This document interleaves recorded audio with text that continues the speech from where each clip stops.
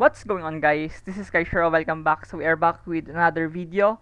On this video, we are going to cover OCG Metagame tier list post ROTA in August 2024 week 2.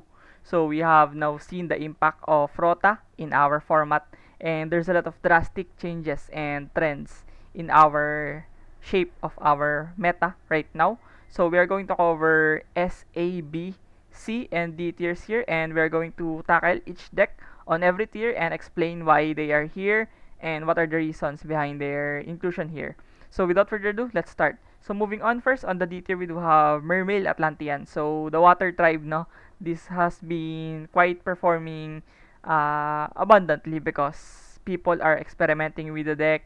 They are trying out Marinces and other water archetypes towards the deck like Ice Jade and Ice Barrier. So the deck is pretty much in an experimental phase right now, if I must say, because it is still not really solved in a sense that there's no linear deck list or standardized deck list for this deck. So it brings me to a satisfaction that this deck can still perform if people will find the correct antidote or solution to make the deck work, because right now it's really foggy because it's not that really standardized as of now, because I think the format is really shaky in terms of the metagame shifts and trends, because the tier C to tier B or D really changes up a lot every week. So apart from SA tiers, there's a lot of movements towards the other decks into the metagame. But on the lighter side, this deck has been clinging on their spot on the D tier, because this deck is still very explosive, no? Considering that they can pretty much pop off with one card, two card combo, and pretty much really annihilate most of the meta decks out there because of their really potent board, and also they can pretty much play around many hand traps. But the problem would be Droll and Maxi, and of course Foaros, the new Maxi in our format. So those cards are really hard to be gauged for this deck. That's why they only rank on D, because those cards are really prevalent, especially Tenpai Dragon is the best deck out there.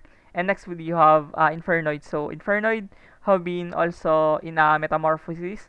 This deck was now including the Azamina package into the deck.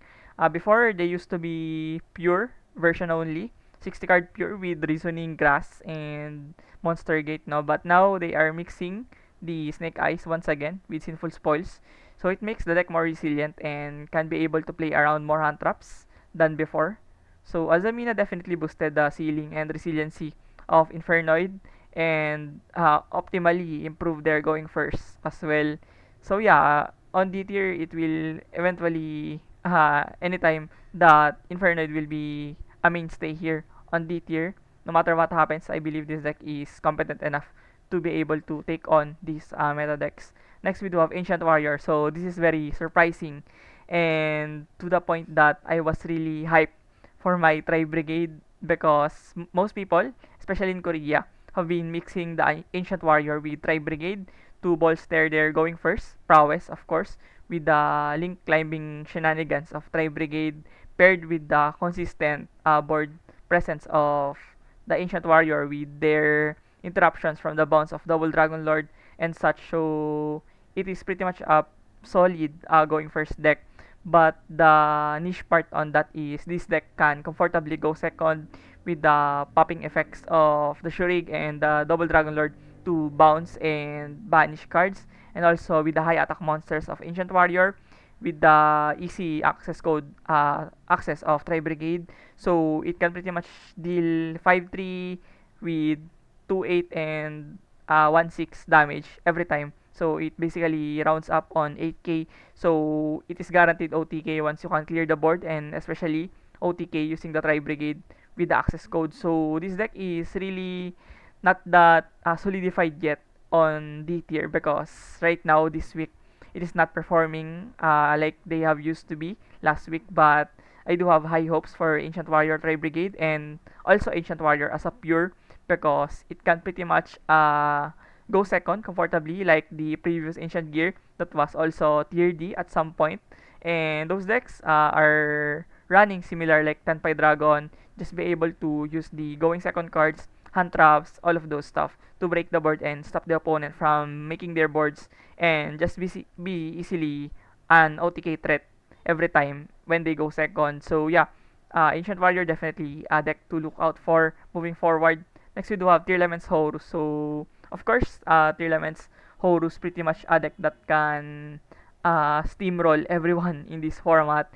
They work like Infernoid once they get things going for them. It's really hard to stop them from playing out of their minds because the snowball factor of Horus and Tearlaments are really paramount towards their success because once they use the zombie vampire and they get to mill some pivotal cards for the Tearlaments, it's pretty much really hard to stop them from playing, and you pretty much need some form of bestial or DD crow or graveyard interruptions to stop them, but most often than not you don't have access towards those cards in your main deck in game 1. So this deck is really hard to beat on game 1.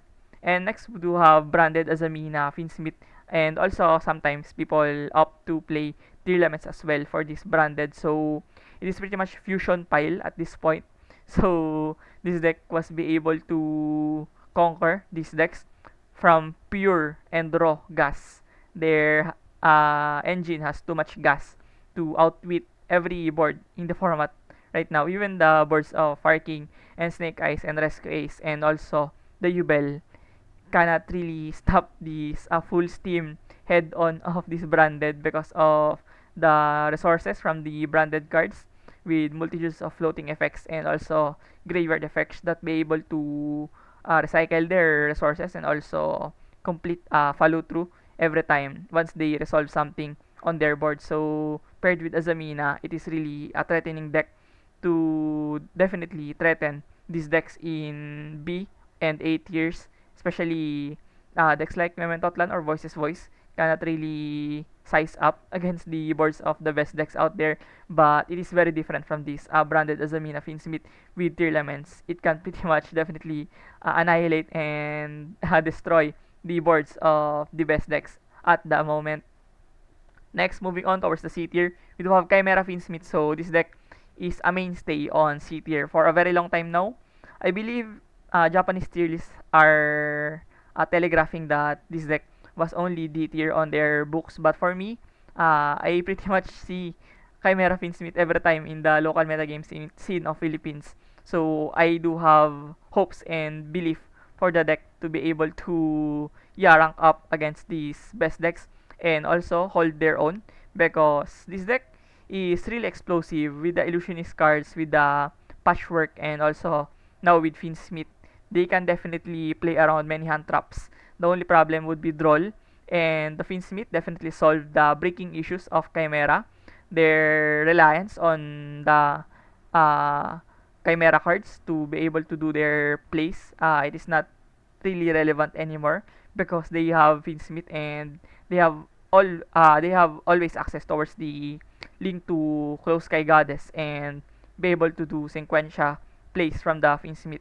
So the deck is very resilient and versatile to the extent that I always rate them really high on my books because yeah, I have seen a lot of pilots like Joshua Oriano and Renz Gisagan and Renz Pongko, other Chimera players here in the Philippines are gaining massive success for this deck and they are getting away from that because people don't respect the Chimera enough in retrospect. So yeah, moving on, we do have Unchained Finsmith. So another deck that works the same like Chimera Finsmith due to their gas and explosiveness and probably resiliency because they have floating effects on the graveyard. They can pretty much manipulate their popping effects from the Sharvara and also the Unchained Trap and Unchained Monsters to be able to generate resources for them. And this deck is also underrated in a sense that they are not really fashioned like the Ubel or SK Swinsmith variants, but they are definitely beneath them. But in hindsight, this deck can definitely perform on local tournaments because I have seen a lot of representations of Unchained Chimera or rather Unchained Finsmith in a lot of local tournaments and small size events in Japan and also in the Philippines as well. And next we do have Labyrinth Finsmith. So the trend before on Labyrinth was using the equation trap card, something I cannot really solve that card in my entire life because you need to do algebra and mathematical stuff. But now they have opted to drop that card for some reason, and they are reverting back towards the Finsmith Labyrinth. Maybe because people have known how to mitigate and also play around the pure variant of Labyrinth from the last 2 weeks ago. So now they bounce back towards their roots from the Finsmith. They are now relying on Finsmith engine to do something for them, and I cannot blame them because Finsmith is a very broken engine, and there's no reason why you wouldn't rely on the such engine, no.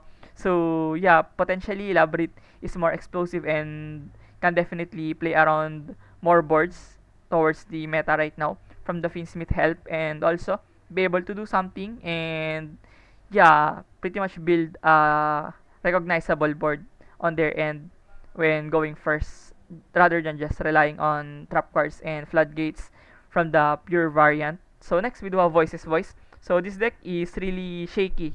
Yeah, that's the correct term for Voices Voice. It's really shaky. Sometimes they rank on B tier, and on some weeks they have even ranked A tier, low A tier. But last week I think they have ranked D, and now they rank on C on my books because the format really depends on how people will be aggressive on decks, because sometimes they feel conservative, especially in Japan and Korea. They opt to be more conservative in terms of playing around Maxi, mitigating the draw power from Ulchichami, Fuwaros, and Purulia, and also Maxi, because Voices Voice is a deck that can pretty much play around Maxi. You only let your opponent draw one card from the Law Summon from the graveyard, and that's pretty much about it. And in terms of board presence, I think Voices Voice is not that really up par against these decks up there like Finsmith, Snake Eyes, and Fire King, Rescue Ace. The board of Voices Voice doesn't even compare to those. But on the lighter side, Law can definitely bring up some defensive posturing against the Maxi, and also have a reliable board with the Skull Guardian and Sauravis to banish a special summon and also negate effects. So it's pretty much a modern Sword Soul, but a more safer one, and plays around Maxi extremely well. Next we do have Mementotlan. So this also is very dicey. When you have saw my videos before, I also have said that Mementotlan is always dicey. It is very unpredictable. Some weeks they look very strong, and some weeks they look very lackadaisical. They pretty much disappear from the representations on some weeks. So it's really hard, even for me, to gauge what is the current and actual position of Mementotlan. Even though I believe this deck is really strong on paper, we couldn't deny that I believe Mementotlan is one of the best decks out there. But the performance really tells a different story. I think the Mementotlan can pretty much top all of the tournaments local wise and yeah, ranking league wise, but on large scale tournaments they tend to fell off. Yeah, 32 man, 64 man events, they don't really perform that much. I don't know. I let the Mementotlan experts to assimilate that problem. But for me, I think the deck is not that really consistent to the highest level. And yeah, moving on towards the B tier, we do have Yubel Finsmith. So this deck was a fall from grace because before they used to be the best deck. There's no argument. This deck is the best pre-Rota. But now they are lurking on B tier. Imagine that they have fallen 3 ranks beneath them, and now they are clinging on B. On some days, Mementotlan could be better than them. But now, yeah, I think Yubel Finsmith is definitely a deck to surprise people because people have pivoted towards the Tenpai Dragon, the Snake Eyes, the Fire King, the Rescue Ace, and they pretty much left the Yubel with no countermeasures or drastic countermeasures to answer the deck. So yeah, I think the Yubel players will definitely be delighted from that development because they keep the deck in a good level, because the ban list is very threatening for most of the decks right now, and there's not saying that Yubel wouldn't be hit by the ban list this coming September. But it's pretty much in a good place than before, and they could technically escape the ban list this September from their struggle. So yeah, I don't think it's a good news for them, but it definitely is good for the pilots that have invested too much money for the Yubel. Imagine one Phantom Yubel can cost a lot of uh, money already, worth of grocery on a single week already. So I think they are definitely happy from this involvement and advancement of the degrading of Yubel Finsmith towards the metagame. Hopefully, they can escape the ban list and continue their performance coming next format this October. Next would be Centurion Finsmith. So this deck literally surprised me out of the water because before Centurion is not really a deck to be labeled as B tier, and now they are mixing the Finsmith engine. So now things are really interesting for Centurion. They are not relying too much anymore on deck lockdown, skill drain, summon limit. There can be only one other floodgate stuff on the main deck of Centurion. Now they are optimizing on how they would do a very powerful board going first. They are not really afraid that much against Maxi and Fuaros. And players of Centurion are really ballsy this week. They are pretty much going all out to make the Centurion really explosive and can keep up against the other explosive decks out there. So yeah, exciting times for Centurion right now. Next would be Runic. I think there's not a thing that dismantle the Runic on the tier list, except for the fact that they would hit the Runic tip or they would flat out ban all of the floodgates, but it's not going to happen. Let's make it real. It's not going to happen this coming ban list. So Runic will stay here no matter what happens. They're like a very resilient deck with a lot of safe options because they play around Maxi extremely well.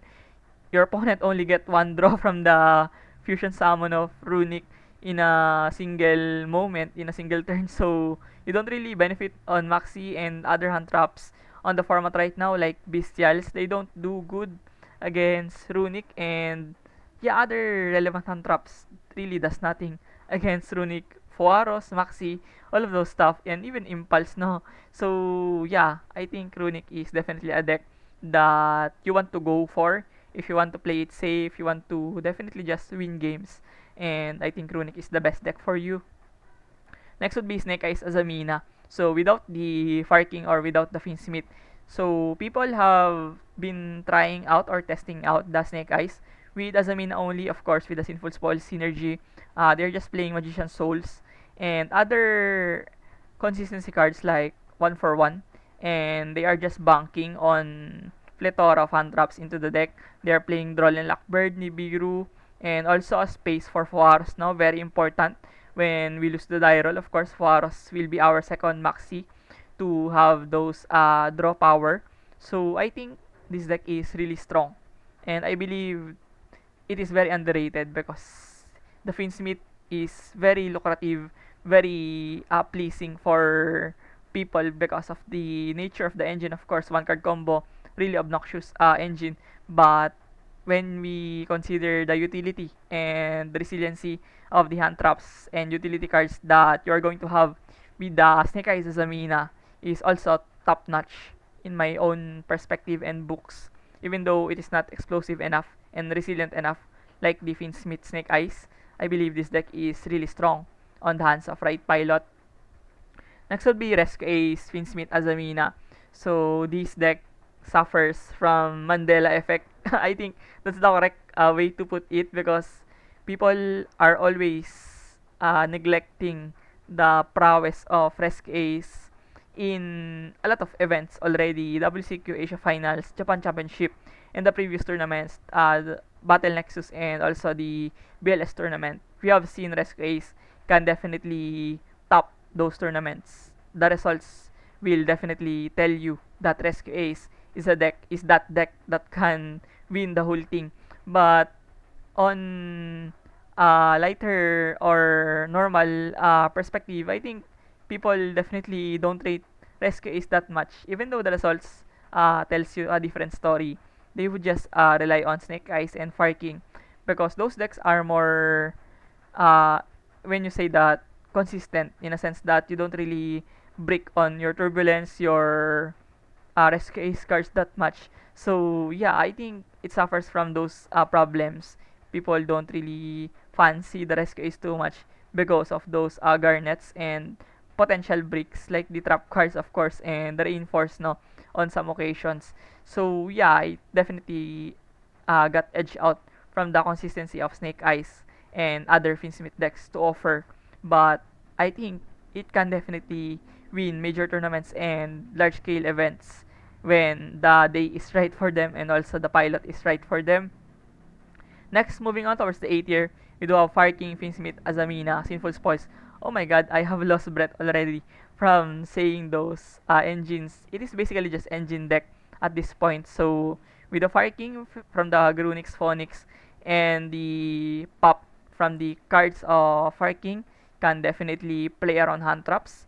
And also, the Azamina boosted the ceiling of this deck altogether. So, it's just basically another story like the Rescue Ace. Even though this deck is really strong and really shows results on tournaments, I believe people will still opt to play the Snake Eyes Finsmith Azamina because it has more one card combos and doesn't have too much bricks unlike the Rescue Ace and Fire King.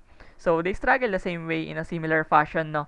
But on literal sense, I think this deck has more to offer to be able to play around hand traps and also to do extra effort to win some crucial games and tight case scenarios no from the Fire King pops and recursions. It can definitely pay off. And next we do have Snake Eyes, Finsmith Azamina, probably the most consistent, most explosive, most resilient, and everything most in the format is in this deck. And it is basically the perfect mid-range deck in modern Yu-Gi-Oh! And with 3 engines supplementing the deck and doing something like 12, 15 one-card starters, yeah, it's really immense and insane when you consider that this deck can play around 12, 15 hand traps with utility cards and be able to still do that many starters and be able to do one card combos at that is really ridiculous. I think Yu-Gi-Oh has gone too far already and the only reason why this deck is not the best on this tier list is because 10 pi is much more affordable and accessible for most people. I think that's the only debate or argument why Tenpai Dragon is the best. Because in terms of ceiling, resiliency, explosiveness, Tenpai Dragon doesn't even compare against this deck. And it's definitely not really worth comparing because it's like comparing apples to oranges. It's definitely different. This deck is really expensive and much more combo oriented rather than the Tenpai Dragon that has a different playstyle. So yeah, it's really hard to compare them. But when you compare them on result showing and the top cut performances, I believe Snake Eyes has the upper hand on that department. But in terms of tops and usage and representations, it definitely belongs to Tenpai Dragon. That's why Tenpai Dragon is our sole S tier in our report. And that goes without saying, the deck is pretty much affordable for most people. The only thing that you need to buy, literally, on Tenpai Dragon are the Fuaros and the Impulse, which are the only cards that are quite expensive right now.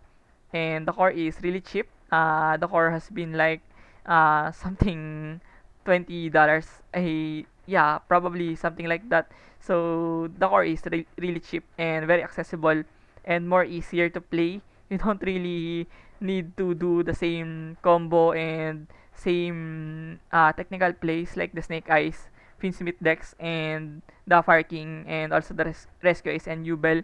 So you pretty much rely on one card combo and just OTK the opponent from that, no? Stop the opponent from playing the game with your hand traps.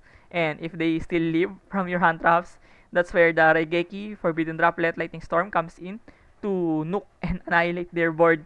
So it's pretty much a very linear, very clear trajectory of how you want to play Tenpai Dragon at this point.